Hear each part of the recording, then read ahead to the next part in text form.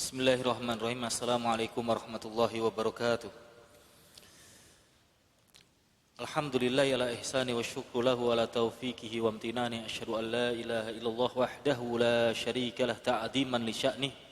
Wa asyhadu anna Muhammadan abduhu wa rasuluhu da'iyan ila ridwani wa usalli ala nabiyyina Muhammadin wa ala alihi wa sahabatihi wa man tabi'ahum bi ihsanin ila yaumiddin.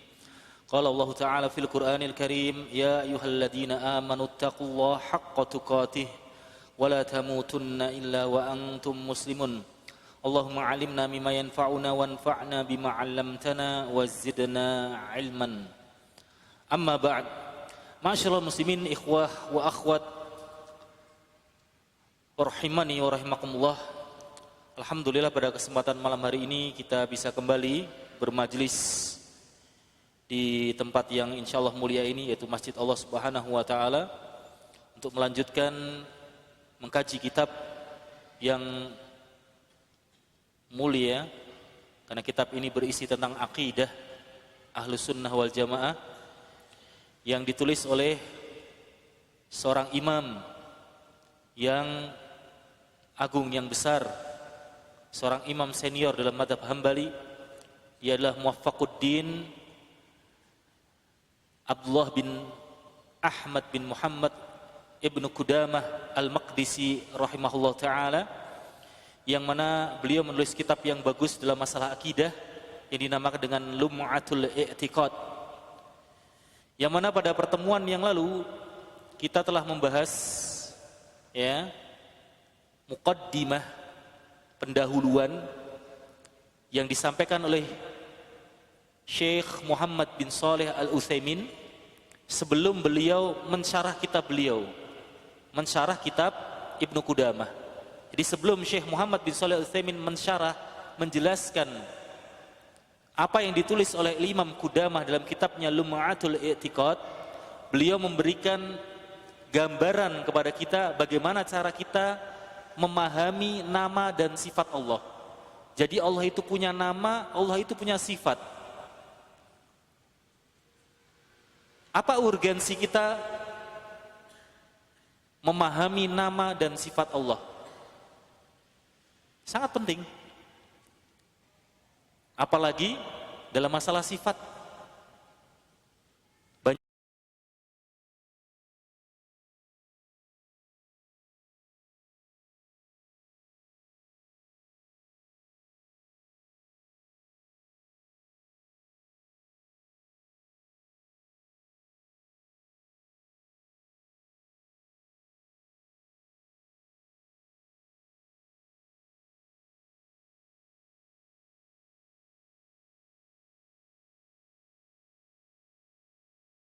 Punya tangan apa tidak?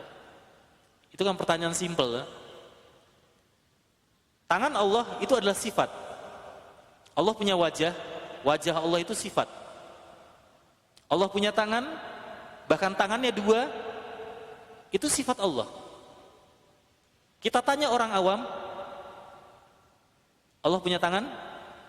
Kamu yakin, kamu tahu kalau Allah itu punya tangan dua? Nanti antum akan tercengang dengan jawabannya. Kebetulan Anda sudah praktekkan. Ya, Anda sudah praktekkan, Anda tanya beberapa orang di luar sana tentang apakah Allah punya tangan? Apakah Allah punya tangan dua? Dan jawabannya cukup mencengangkan.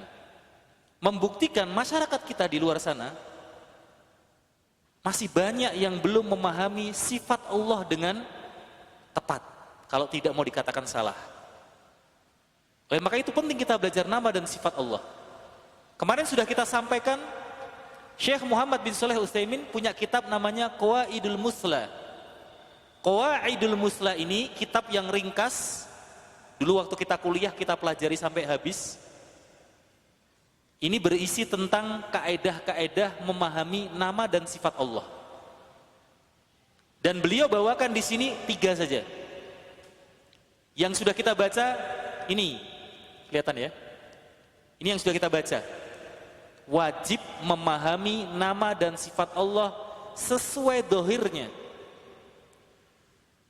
Kalau Allah katakan Allah itu Rahman, Allah itu Rahim, Maha Pengasih, Maha Penyayang, ya kita imani sesuai dengan apa yang Allah katakan dalam Al-Quran. Kalau Allah itu punya sifat punya tangan, kita imani Allah itu punya tangan, selesai urusan. Loh, kok kamu mengatakan Allah punya tangan? Ya kan Allah yang mengatakan, bukan saya. Selesai urusan. Loh, kok kamu mengatakan Allah punya wajah? Yang mengatakan Allah, selesai urusan. Ya, Allah di atas. Loh, kok Allah di atas? Iya kan yang mengatakan Allah. Selesai sudah urusan. Apa yang Allah katakan di dalam Al-Quran dan Rasulnya Shallallahu Alaihi Wasallam sebutkan di dalam hadisnya tentang nama dan sifat Allah, kita imani sebagaimana lahiriahnya. Kemudian kemarin juga kita sudah baca kaidah-kaidah tentang nama Allah.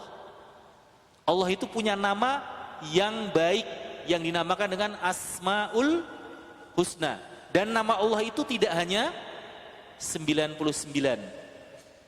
yang Allah sebutkan dan baginda Rasulullah Sallallahu Alaihi Wasallam sebutkan hanya 99, tetapi yang Allah simpan, yang Allah rahasiakan bagi kita lebih dari 99. Sudah kita sebutkan dalilnya.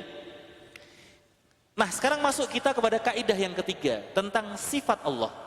Setelah nama, sifat Allah. Kemarin sudah kita baca, sifat Allah semuanya sempurna. Tidak ada sifat Allah yang naqis, yang kurang. Tidak ada sifat Allah yang naqis, tercela, yang kurang. Contoh tidur. Tidur itu mungkin memiliki manfaat. Tetapi ketika orang tidur, orang tidur, apa yang bisa dia perbuat? Ketika orang tidur, dia tidak bisa berbuat apa-apa. Coba bayangkan kalau Allah itu memiliki sifat tidur. Jangankan sifat tidur, sifat ngantuk saja Allah tidak punya. Allahu la ilaha illa wal hayyul qayyum la ta'khuduhu sinatu wala naum. Sinah yaitu ngantuk, wala naum dan tidur. Allah tidak punya sifat itu. Berarti tidak boleh kita katakan Allah tidur, Allah ngantuk. Nisyan, lupa, tidak boleh kita katakan Allah lupa, bahaya. Allah lupa ngasih antum nafas, gak usah lama-lama, 2 menit saja. Bisa antum? Allah lupa ngasih antum nafas 2 menit saja. Kira-kira gimana? Ya, wassalam. Makanya Allah gak punya sifat lupa. Jadi ada sifat yang sempurna kita tetapkan bagi Allah, ada sifat yang nakis, yang kurang, tidak boleh kita tetapkan bagi Allah. Dan ada sifat yang ketiga, apa kemarin? Sifat yang dalam satu keadaan baik, dalam satu keadaan tidak baik. Contohnya apa? Makar. Makar itu baik atau buruk? Tergantung. Ya, tergantung. Tapi kalau anak sebut antum ini tukang makar, antum tersinggung nggak? Antum tukang tipu, antum tersinggung nggak? Tersinggung. Tapi Allah sendiri mengatakan Allah menipu. Wa yakiduna kaida wa akidu kaida. Mereka menipu Allah dan Allah menipu mereka. Allah sendiri yang mengatakan Allah menipu mereka. Wa yamkuruna wa yamkurullah wallahu khairul makirin. Mereka berbuat makar kepada Allah dan Allah balas membuat makar kepada mereka, dan Allah sebaik-baik pembuat makar. Coba kalau itu ana sebutkan kepada antum, antum ini tukang buat makar, tersinggung nggak antum? Tersinggung. Tapi Allah sendiri yang mengatakan Allah sebaik-baik pembuat makar. Nah, ini sifat yang ketiga. Sifat ini terkadang dalam satu keadaan buruk, dalam keadaan yang lain baik. Maka sifat seperti ini tidak boleh kita tetapkan secara mutlak bagi Allah, tapi tidak boleh kita tiadakan bagi Allah secara mutlak juga. Berarti menyesuaikan keadaan. Baik. Sekarang kita lanjutkan membaca kitab Syarah Lumatul I'tiqad yang punya bukunya terjemahan bahasa Indonesia halaman 50. Wal far'us tsani. Kemarin dicarikan panitia bukunya kan habis ya, beli online, katanya beli di Solo ada. Wallahualam, udah datang belum Mas? Tunar? Belum. Baik. Sementara lihat ini dulu aja. Wal far'us tsani. Kaidah ketiga ini punya cabang kedua. Sifatullahi tanqasimu ila qismain. Sifat Allah terbagi menjadi dua. Allah punya sifat-sifat yang banyak. Kalau secara garis besar, sifat itu terbagi menjadi dua. Secara garis besar, sifat terbagi menjadi dua. Subutiyah wa salbiyah. Sifat positif dan sifat negatif. Fasubutiyah ma asbatahallahu ma asbatahallahu li nafsi. Sifat subutiyah adalah sifat yang Allah tetapkan baginya. Bagaimana kita mengetahui sifat itu ditetapkan Allah baginya? Dengan membaca Al-Quran, dengan mempelajari hadis-hadis Rasulullah. Kita tahu, oh Allah itu punya sifat seperti ini dari Al-Quran dan dari hadis. Contoh sifat itu, sifat subutiyah contohnya al-hayatu, hidup. Allah punya sifat hidup, berarti Allah tidak akan apa? Mati. Berbeda dengan makhluk. Fa innakum mayyitun, sesungguhnya kalian akan mati. Kita semua. Ya. Dulu Rasulullah ketika meninggal dunia, Umar bin Khattab marah-marah. Man qala anna Muhammadan qad mata adribu unuqahu. Siapa yang mengatakan Muhammad telah meninggal dunia, aku penggal kepalanya. Sesungguhnya Nabi Muhammad seperti Isa, rafa'allahu, Allah mengangkat sebagaimana mengangkat Isa ke langit, dan suatu saat akan Allah turunkan. Nabi Isa meninggal dunia tidak? Tidak ya, Nabi Isa itu tidak meninggal dunia. Nabi Isa diangkat ke langit. Nah, Umar mengatakan Nabi Muhammad tidak mati, tapi Nabi Muhammad diangkat ke langit sebagaimana Isa. Apa kata Abu Bakar? Abu Bakar mengatakan, ya, bahwasannya Nabi Muhammad qad mat. Faman kana ya'budullaha faman kana ya'budu Muhammadan faman kana ya'budu Muhammadan fa innahu qad mat. Wa man kana ya'budullaha fa innahu hayyun la yamut. Kata Abu Bakar kepada Umar dan kepada sahabat-sahabat lainnya yang sedang bersedih, barang siapa yang menyembah Muhammad, maka detik ini Muhammad telah meninggal dunia. Barang siapa yang menyembah Allah, maka fa innahu hayyun la yamut. Allah itu maha hidup dan gak akan mati. Berarti sifat Allah adalah hidup. Dari mana kita tahu? Dari Al-Quran dan dari hadis. Wal ilmu, Allah punya sifat ilmu. Wal qudrah, Allah punya sifat qudrah. Wa yajibu isbatuha lillah. Maka sifat subutiyah seperti ini harus kita tetapkan bagi Allah alal wajhil laik. Dengan kita tetapkan kepada Allah sifat-sifat ini tentu dengan atau melihat sisi pandang yang pantas. Kenapa? Karena sifat ini juga dimiliki oleh makhluk. Allah punya sifat hidup, manusia juga punya sifat hidup, binatang juga punya sifat hidup, setan juga punya sifat hidup, jin juga punya sifat hidup. Maka kita tetapkan sifat hidup bagi Allah sesuai dengan kemuliaannya, berbeda dengan hidupnya makhluk. Allah punya sifat ilmu, makhluk punya sifat ilmu, kita juga punya ilmu. Tapi ilmunya Allah sesuai dengan kemuliaannya, berbeda dengan ilmunya makhluk. Selesai urusannya, gak pusing kita. Allah punya tangan, tapi jangan dibayangkan tangannya seperti tangan makhluk. Bahkan tangannya Allah dua, sama kayak manusia, beda. Allah juga punya ilmu, ilmunya beda dengan manusia. Maka Allah punya dua tangan, dua tangannya beda dengan manusia. Selesai urusan, gak pusing kita. Siapa yang mengatakan Allah? Di dalam Al-Quran disebutkan banyak Allah punya dua tangan. Selesai. Maka wajib kita menetapkan sifat Allah ini dengan melihat sudut pandang yang sesuai. Li'annallaha atsbataha li nafsihi. Kenapa? Karena sifat Allah itu Allah tetapkan baginya. Wa huwa a'lamu bi sifatihi, dan Allah lah yang paling mengetahui tentang sifatnya. Masya Allah, belajar nama dan sifat Allah ini luar biasa pusingnya. Anak punya teman zaman kuliah dulu, setiap ada pelajaran asma wa sifat pasti izin ke belakang, nggak balik lagi. Anak cari mana teman anak tadi ya? Anak izin ke belakang, ternyata orangnya lagi tidur di masjid. Izinnya ke belakang, tidur di masjid. Ya, belajar nama dan sifat Allah itu masya Allah. Ya, benar-benar butuh pemahaman yang luar biasa sekali. Nama dan sifat Allah, belajar takdir Allah itu juga. Takdir Allah kan sudah ditentukan ya. Kok kita disuruh berdoa? Katanya rezeki Allah sudah ditentukan. Kenapa kita minta rezeki kepada Allah?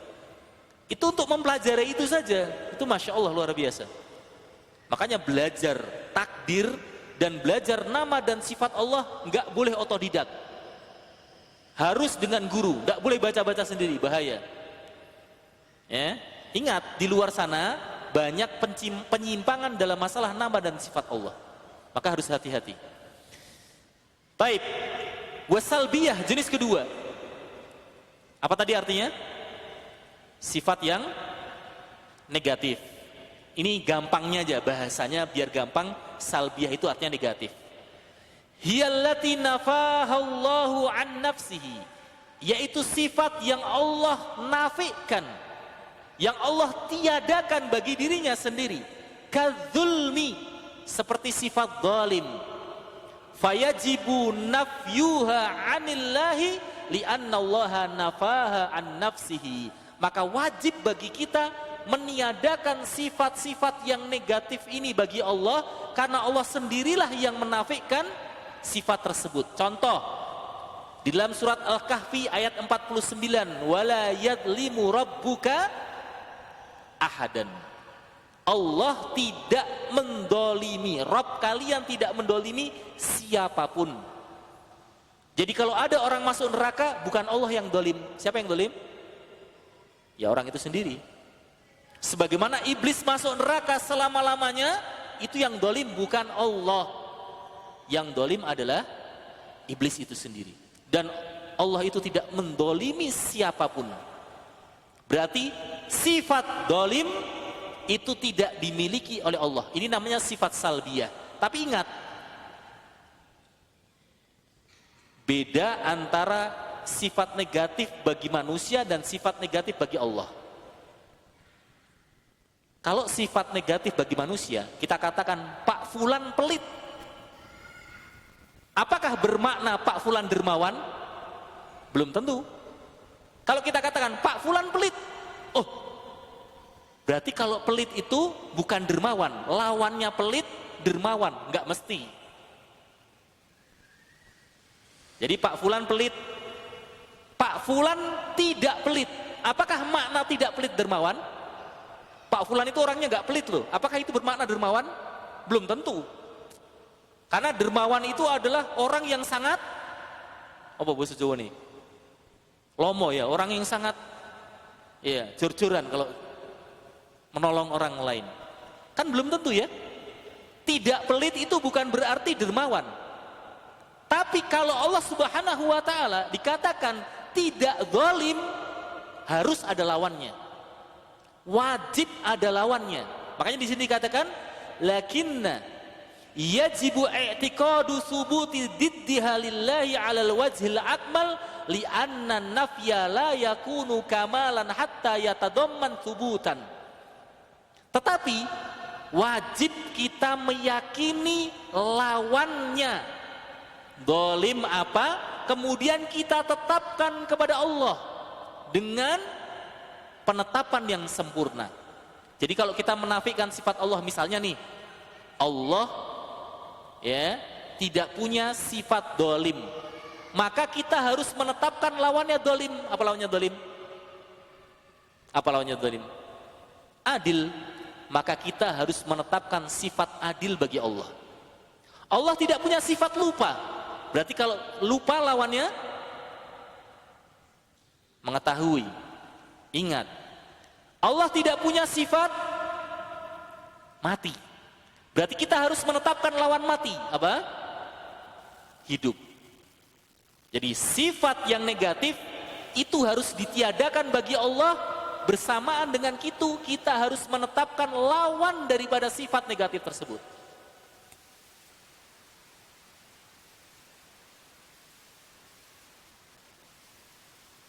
Bisa dipahami? Baik. Kenapa? Karena meniadakan tidaklah dikatakan sempurna sampai menyebutkan lawannya. Jadi menafikan sifat yang buruk itu tidaklah sempurna kecuali kita menyebutkan lawannya. Jadi kalau kita hanya mengatakan Allah tidak dolim, Allah tidak lupa, Allah tidak tidur, Allah tidak ngantuk, Allah tidak mati, hanya begitu saja, itu tidak menunjukkan Allah sempurna sampai kita menetapkan lawannya. Dan itu banyak di dalam Al-Quran, ya, banyak di dalam Al-Quran. Nah, tadi disebutkan berapa? Taib, Anda sebutkan nih.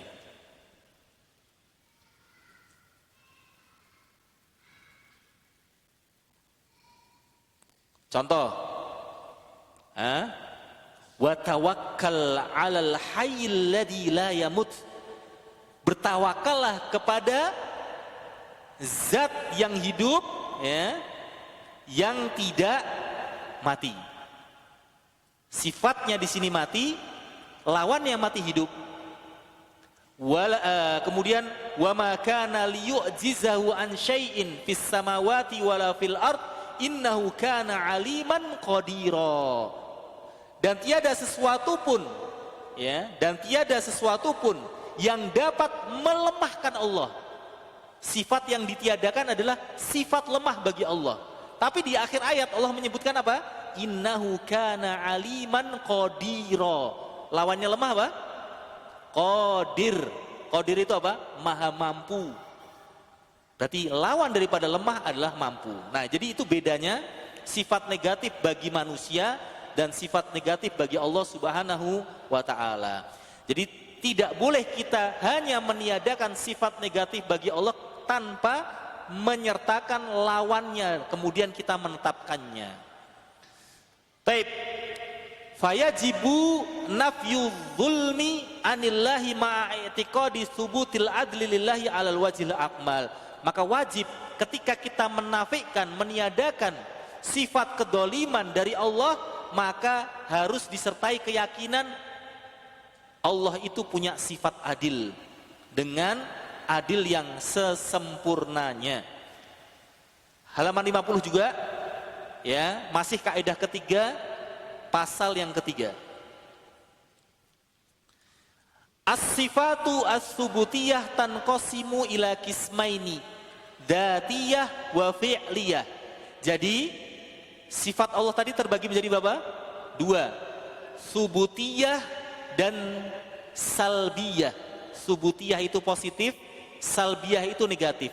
Subutiyah harus ditetapkan bagi Allah, salbiyah harus disingkirkan dari Allah. Bersamaan dengan itu kita harus menetapkan lawannya. Nah, dari subutiyah dan salbiyah ini ternyata terbagi menjadi dua lagi. Ya, sifat subutiyah terbagi menjadi dua, yaitu dzatiyah dan sifat fi'liyah. Fadzatiyatu hiyallati lam yazal wa lam yazalu muttasifan biha kas-sam'i wal basar. Sifat dzatiyah adalah sifat yang selalu menyertai Allah. Jadi sifat ini selalu melekat pada Allah. Tidak pernah tidak ada, pasti ada pada Allah. Contoh as-sam'u, mendengar. Jadi Allah itu pasti mendengar. Tidak boleh kita mengatakan, oh Allah sedang tidak mendengar nih. Kan kadang gitu ya. Orang-orang awam itu kalau bercanda, Masya Allah ya. Waduh, doa aku lagi gak dengar Allah nih. Gimana doa gak didengar Allah? Ingat, Para ulama menjelaskan, mendengar Allah terhadap doa itu mengandung dua makna. Makna yang pertama mendengar, dan itu didengar. Hatta orang kafir berdoa aja didengar Allah. Karena Allah itu Maha mendengar. Tidak boleh kita katakan Allah sedang tidak mendengar, tidak boleh. Allah itu selalu mendengar. Sampai pun apapun yang diucapkan. Makna yang kedua mendengar doa adalah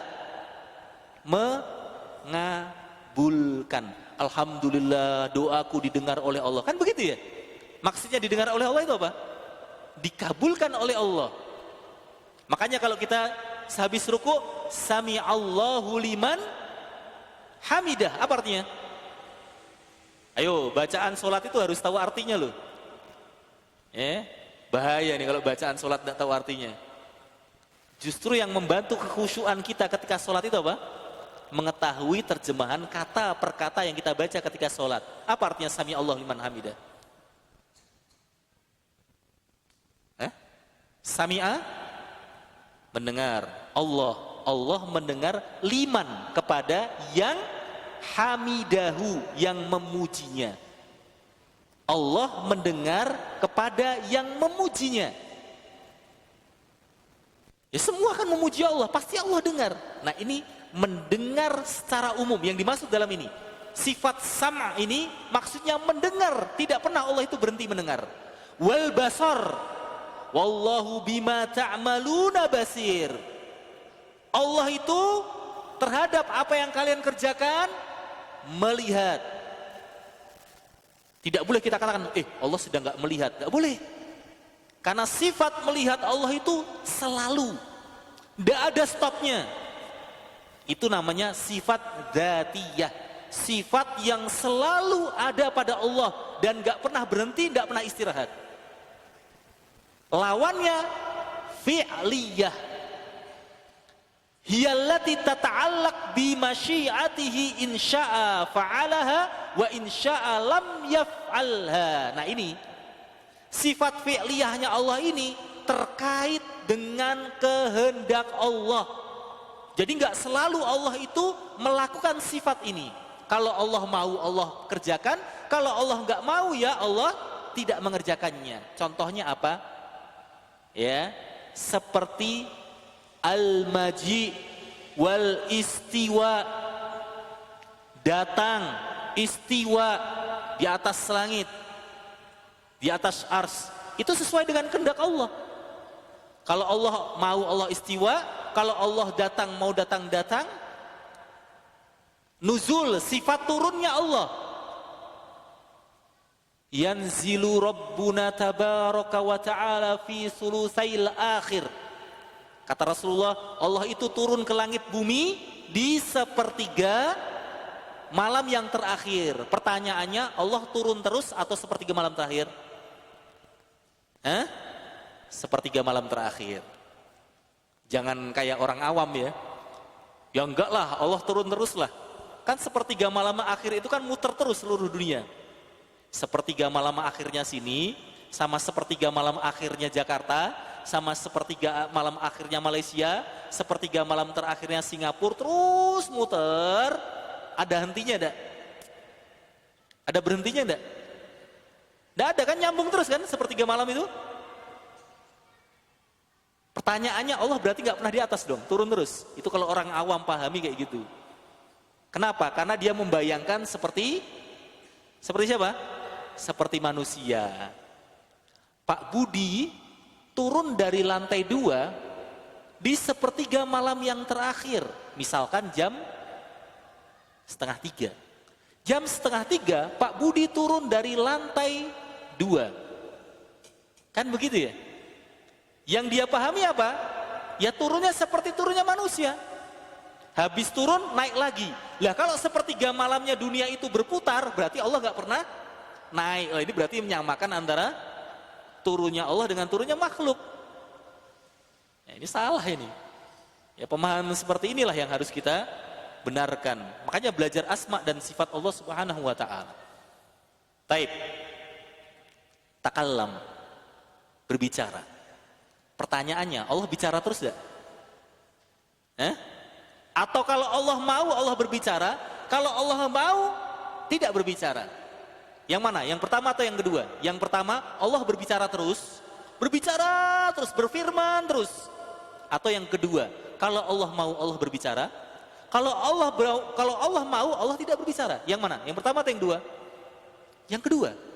Ini menunjukkan sifat berbicara bagi Allah itu bukan dzatiyah tapi fi'liyah. Bisa dipahami? Ya, itu beda dzatiyah dengan fi'liyah. Kalau dzatiyah itu terus, nggak ada istirahatnya, nggak ada berhentinya. Tapi kalau fi'liyah sesuai dengan kehendak Allah Subhanahu wa taala. Baik. Warubama takunu sifatu dzatiyah fi'liyatan. Tapi dalam satu keadaan sifat dzatiyah dan fi'liyah bisa bertemu menjadi satu. Jadi kalau ditanya, ini sifat apa mas? Dzatiyah. Ini sifat apa mas? Fi'liyah. Ini sifat apa? Oh, ini sifat dzatiyah dan fi'liyah. Bi'tibaraini, ditinjau dari dua sudut pandang. Contohnya adalah tadi, berbicara. Fa innahu bi'tibari asli sifatud dzatiyah. Kalau ditinjau dari asalnya, kemampuannya, maka Allah itu mampu berbicara. Artinya sifat berbicara bagi Allah itu tidak akan pernah hilang. Sebagaimana orang bisu, tapi bukan dari kecil ya. Ada orang tiba-tiba bisu. Ketika dia sudah dewasa, tiba-tiba dia nggak bisa ngomong. Ya mungkin karena stroke atau mungkin karena apa, naudzubillah min dzalik. Seseorang ketika sudah 60 tahun dia terkena penyakit nggak bisa berbicara. Loh, Bapak itu nggak bisa berbicara? Nggak bisa. Dulu bisa. Tapi kalau Allah punya kemampuan untuk berbicara. Tidak ada awalnya, tidak ada akhirnya. Tidak ada awalnya, tidak ada akhirnya. Allah punya sifat berbicara.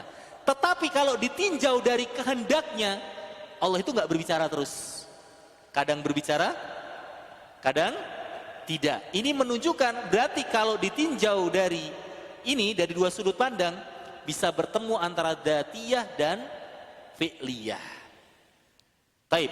Ini sebagai pengantar saja, mukadimah. Nanti kalau kita sudah baca kitabnya, kita akan tahu apa yang dimaksud oleh Syekh Muhammad bin Shalih Al-Utsaimin ketika menjelaskan ini. Nah, yang keempat ini penting. Kullu sifatin min sifatillahi fa innahu yatawajjah alaihi salasatu as'ilah. Semua sifat dari sifat-sifat Allah maka bisa diuji dengan 3 pertanyaan.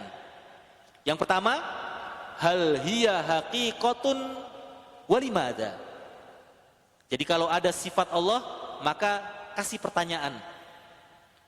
Yang kamu sebutkan itu hakikat atau majas? Makna aslinya, makna hakikatnya, atau makna yang bukan hakikatnya? Contoh, kalau ada orang menyebutkan salah satu sifat Allah adalah tangan, maka ditanya, itu tangannya benar-benar tangan atau tangan itu maknanya kekuatan? Itu pertanyaan pertama. Kalau dijawab yang dimaksud dengan tangan makna hakikatnya ya tangan, maka ditanya mengapa.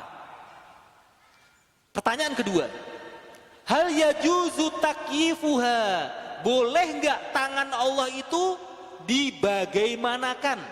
Jadi muncul pertanyaan kedua, bagaimana sih tangannya Allah itu? Ayo jelaskan tangan Allah itu kayak gimana, gambarkan, ceritakan tangan Allah itu kayak gimana, boleh apa enggak? Kalau enggak boleh, limada, kenapa? Yang ketiga, hal tumasil sifatul makhluqin, apakah sifat Allah itu sama dengan sifatnya makhluk? Apakah tangannya Allah sama dengan tangannya makhluk? Kalau jawabannya boleh, kalau jawabannya iya, kenapa? Kalau jawabannya tidak, kenapa? 3 pertanyaan dijawab oleh beliau. Kenapa kok ada tanya jawab seperti ini? Ya, anak tadi ulangi lagi.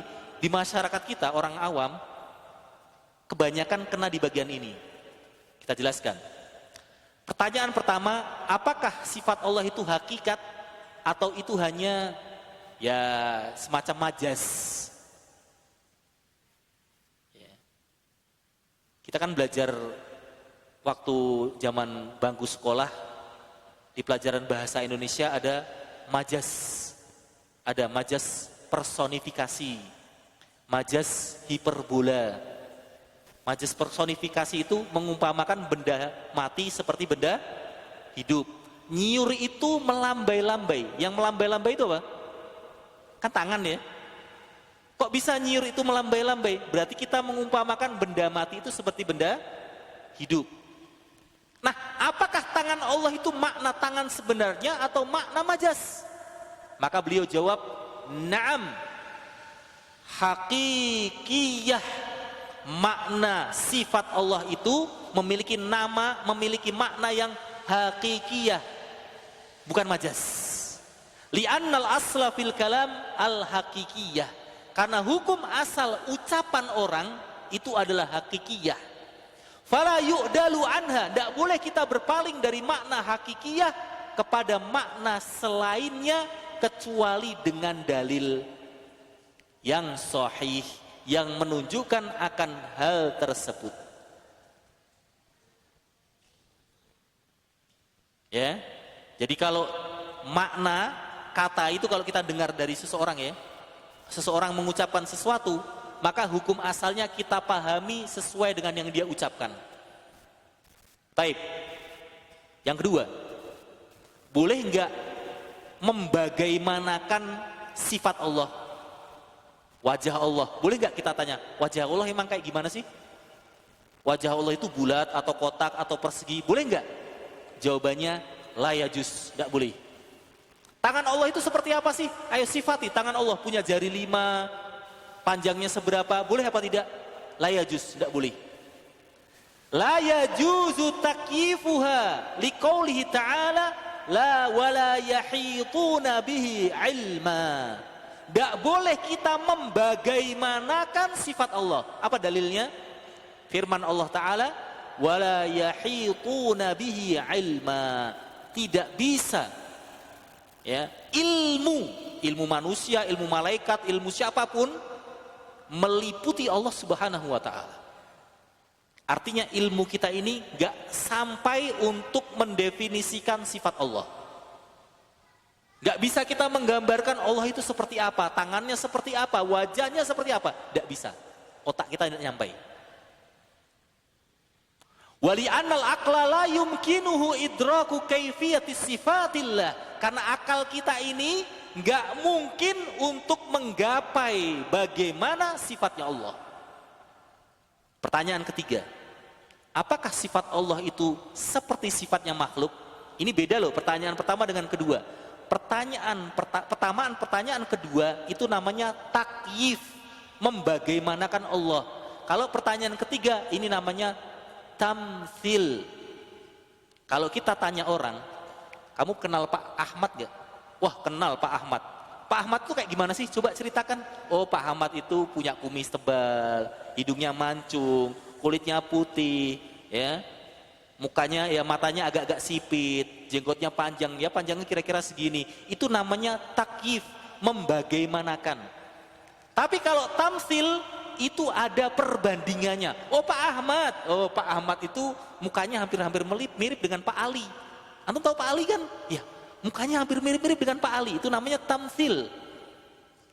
Sifat Allah tidak boleh ditakyif, tidak boleh ditamsil. Jadi tidak boleh kita mengatakan tangan Allah itu seperti tangan Allah itu ya, misalnya tangan Allah itu panjangnya sekian, punya 5 jari, punya kuku, tidak boleh.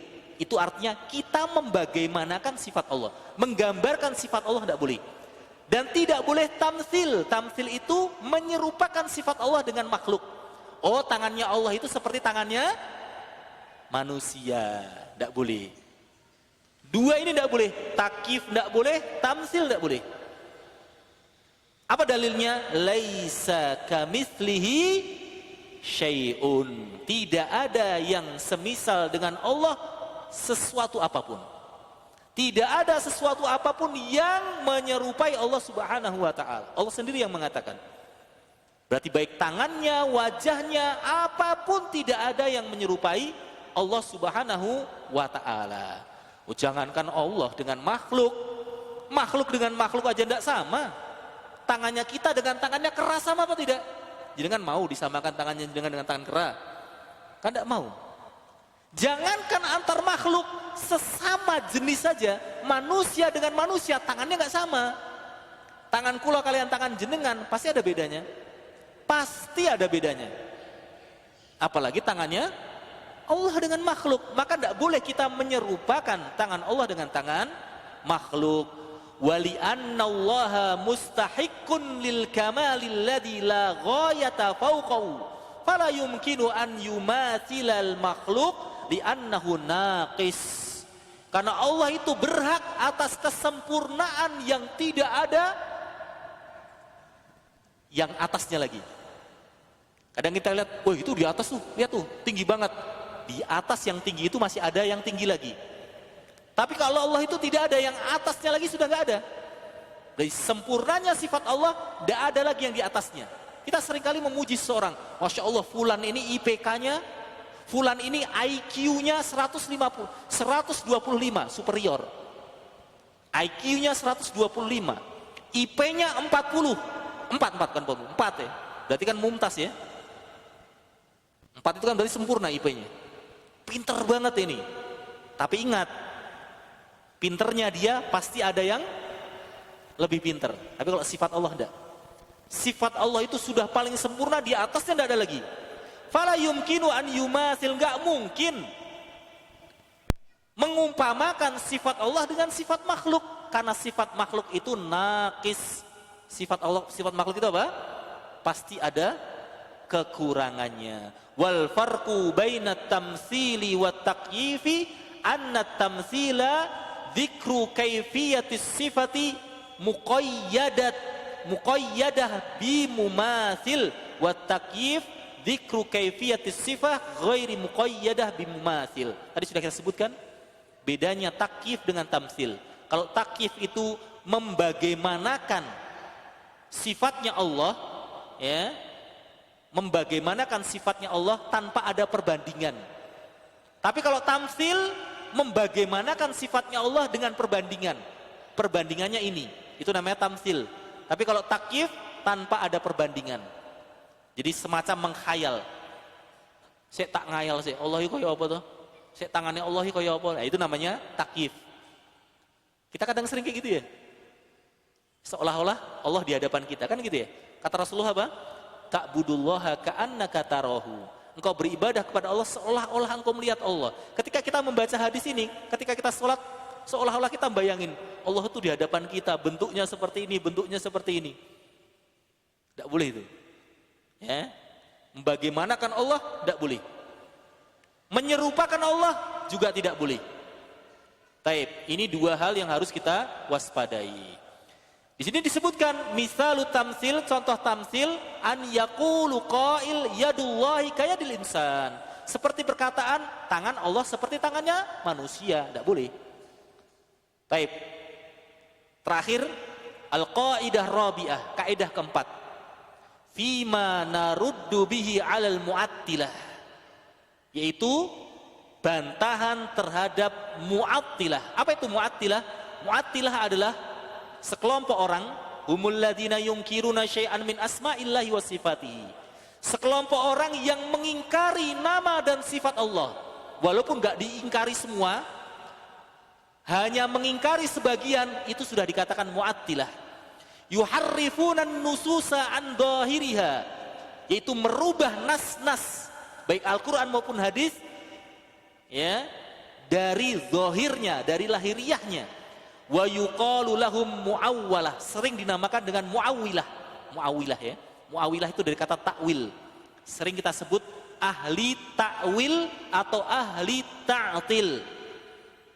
Jadi mereka merubah nas-nas, kalau tidak merubah kata-katanya, merubah hurufnya atau merubah maknanya. Contoh, jangan cari di Google kalau tidak percaya, di YouTube, cari di YouTube. Apakah Allah istiwa di atas langit? Jenengan akan dapatkan seorang dai yang mengatakan jawabannya istawa, artinya istaula. Merubah kalimat Istawa, kata istawa dia rubah menjadi istaula yang artinya menguasai. Jadi kalau antum mendapatkan dalam Al-Qur'an Allahu 'alal arsy istawa. Allah itu di atas ars beristiwa. Maka kalau nemukan orang yang modelnya seperti ini, dia akan mengatakan maksudnya arsnya Allah itu dikuasai oleh Allah. Lah lalu Allah di mana?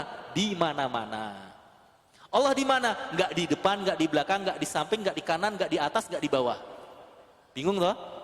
Loh di mana Allah? Ya enggak ada arah. Allah itu enggak ada arah. Kalau ada arah berarti sama dengan makhluk. Antum mau bilang Allah di depan, sama dengan makhluk. Allah mau di belakang, sama dengan makhluk. Allah di kanan, berarti sama dengan makhluk. Di atas, sama dengan makhluk. Di bawah, sama dengan makhluk. Berarti Allah di mana? Tidak di mana-mana. Itu yang pertama. Ada yang mengatakan, la jihadalahu, nggak ada arah. Allah nggak ada arah, nggak di depan, nggak di belakang, nggak kanan, nggak kiri. Bingung tau malahan? Tapi kalau kita baca sesuai dengan Al-Quran, Allahu 'alal arsy istawa. Sebagaimana pertanyaan kepada seorang Buddha, aina Allah? Allahu fis sama. Di mana Allah? Allah di langit. Selesai sudah. Ya, nggak pusing kita mikir. Tapi sama dia enggak. Istawa ini diganti istaula yang artinya menguasai. Berarti Allah itu enggak di atas ars tapi menguasai ars. Lalu Allah di mana? Yaitu tadi jawabannya antara di mana-mana, di hatiku, di hatimu, di mana-mana. Enggak di kanan, enggak di depan, enggak di belakang, enggak di samping, enggak di kiri, enggak di atas, enggak di bawah. Ya itu tadi.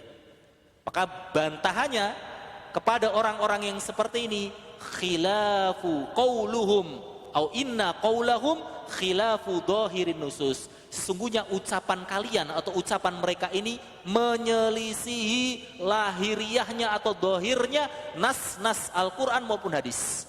Wa khilafu tariqatis salafi, dan menyelisih jalannya para atau metodenya para salaf, sahabat Rasulullah, para sahabat tabi'in, walaisa alaihi dalil, dan mereka nggak punya dalil. Kalau ditanya, kamu kok bisa merubah istiwa menjadi istaula? Apa dalilnya? Tidak ada dalilnya.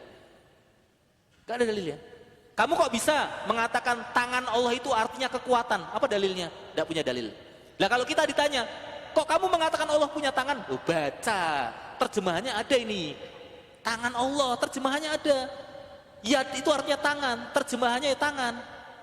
Tapi kalau mereka ditanya, kamu kenapa mengartikan tangan Allah itu kekuatan? Apa dalilnya? Tidak bisa. Mereka tidak bisa mendatangkan dalil kecuali apa? Kalau kita katakan Allah punya tangan berarti sama dengan makhluk. Tapi kalau ditanya dalilnya apa? Tidak ada. Baik, itulah bantahan terhadap orang-orang Mu'attilah. Semoga yang sedikit bermanfaat, ya, membuka wawasan kita tentang nama dan sifat Allah Subhanahu wa taala. Apabila ada kurangnya mohon maaf yang sebesar-besarnya. Kita akhiri subhanaka wa bihamdika asyhadu an la ilaha illa anta astaghfiruka wa atubu ilaik. Wassalamualaikum warahmatullahi wabarakatuh.